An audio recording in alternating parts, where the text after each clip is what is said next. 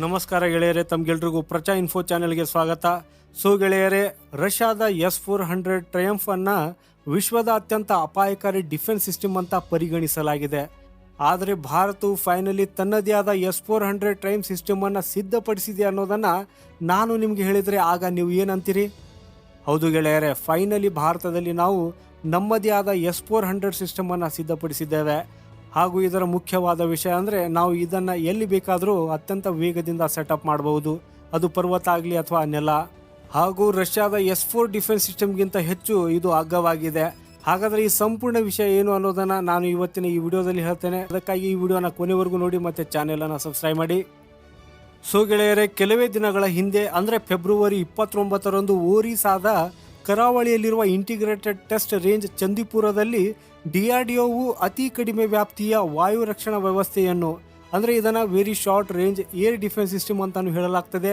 ಈ ಸಿಸ್ಟಮ್ ಅನ್ನು DRDOವು ಅಭಿವೃದ್ಧಿಪಡಿಸಿತ್ತು ಹಾಗೂ ಇದರ ಸಕ್ಸಸ್ಫುಲ್ ಟೆಸ್ಟಿಂಗ್ ಅನ್ನು ಕೂಡ ಮಾಡಿದೆ. ಈ ಸಿಸ್ಟಮ್ S-400ನ ಪ್ರಿನ್ಸಿಪಲ್ ಮೇಲೇನೆ ಆಧರಿಸಿದೆ. ಆದರೆ S-400ಗೆ ಇದನ್ನು ಹೋಲಿಸಿದರೆ ಆಗ ಇದರ ಗಾತ್ರ ಬಹಳ ಚಿಕ್ಕದಾಗಿದೆ. ಈ ಮಿಸೈಲ್ ಬಹಳ ವೇಗವಾಗಿ ಹೋಗುತ್ತಿರುವುದನ್ನು ನೀವು ಈ ವಿಡಿಯೋದಲ್ಲಿ ನೋಡ್ತಾ ಇರಬಹುದು. ಈ ಮಿಸೈಲ್ನ ವೇಗವು 1.5 ಮ್ಯಾಕ್ ಆಗಿದೆ, ಅಂದರೆ 1800 km/h ಆಗಿದೆ. ಇದರಿಂದಾಗಿ ಇದು ಯಾವುದೇ ಎದುರಾಳಿಯ ಟಾರ್ಗೆಟ್ ಅನ್ನ ಸ್ಥಳದಲ್ಲಿ ನಾಶಪಡಿಸುತ್ತದೆ.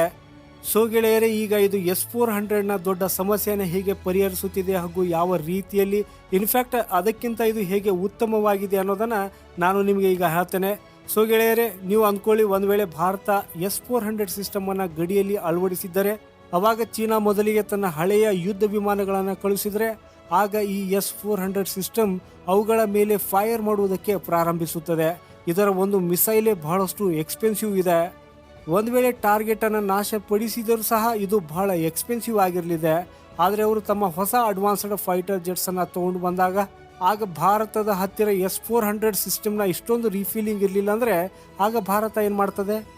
ಅದಕ್ಕಾಗಿ ಈ ದೊಡ್ಡ ಸಮಸ್ಯೆಯನ್ನು ಪರಿಹರಿಸುತ್ತದೆ ಭಾರತದ ಈ ಸ್ವದೇಶಿ S-400 ಸಿಸ್ಟಮ್.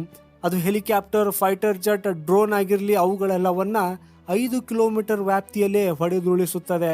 ತನ್ನ ಕಣ್ಣಿಗೆ ಏನೇ ಕಂಡು ಬಂದರೂ ಅವುಗಳೆಲ್ಲವನ್ನ ಇದು ಸ್ಥಳದಲ್ಲೇ ಧ್ವಂಸ ಮಾಡುತ್ತದೆ. ಹಾಗೂ ನಾವಂತೂ ಇದರ ಬಹಳಷ್ಟು ಯೂನಿಟ್ಸ್ಗಳನ್ನು ಹರಡಿಸಬಹುದು. ರಷ್ಯಾದಿಂದ $5 ಶತಕೋಟಿ ಈ ಸಂಪೂರ್ಣ S-400 ಸಿಸ್ಟಮ್ ಅನ್ನು ನಾವು ಖರೀದಿಸಿದ್ದೇವೆ. ಆದರೆ ಶತಕೋಟಿಯಲ್ಲಂತೂ ಸಂಪೂರ್ಣ ಗಡಿಯಲ್ಲಿ ಸುಲಭವಾಗಿ ನಾವು ಇದರ ಒಂದು ಲೇಯರ್ ಅನ್ನು ಹರಡಿಸಬಹುದು. ಹಾಗೂ ಅದರ ನಂತರ ಮತ್ತೆ S-400 ಸಿಸ್ಟಮ್ನ ಲೇಯರ್ ಅನ್ನ, ಈ ಮಿಸೈಲ್ ಸಿಸ್ಟಮ್ ಅನ್ನ ಮಾಡುವುದಕ್ಕಾಗಿ DRDOವು ಹೈದರಾಬಾದ್ನ ರಿಸರ್ಚ್ ಸಿಸ್ಟಮ್ನ ಸಹಾಯವನ್ನು ತೆಗೆದುಕೊಂಡಿದೆ. ಇಲ್ಲಿ ಟೆಕ್ನಾಲಜಿಯಲ್ಲಿ ಯಾವುದೇ ರೀತಿಯ ಕಾಂಪ್ರಮೈಸ್ ಮಾಡಿಕೊಂಡಿಲ್ಲ. ಎಲ್ಲ ಮಾಡರ್ನ್ ಟೆಕ್ನಾಲಜಿಯಿಂದಲೇ ಇದನ್ನು ಮಾಡಲಾಗಿದೆ.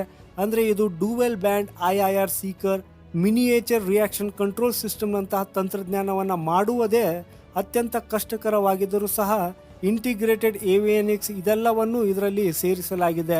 ಇನ್ಫ್ಯಾಕ್ಟ್ ಅತ್ಯಂತ ಸಂತೋಷದ ಸುದ್ದಿ ಅಂದರೆ ಶೀಘ್ರದಲ್ಲೇ ಭಾರತೀಯ ವಾಯುಪಡೆಯು ತನ್ನ ಆಂಟಿ ಏರ್ಕ್ರಾಫ್ಟ್ ಯುದ್ಧ ನೌಕೆಯ ಸಾಮರ್ಥ್ಯವನ್ನು ಹೆಚ್ಚಿಸುವುದಕ್ಕಾಗಿ ಅದನ್ನು ತನ್ನ ಪಡೆಯಲ್ಲಿ ಸೇರಿಸಲು ಬಯಸುತ್ತಿದೆ.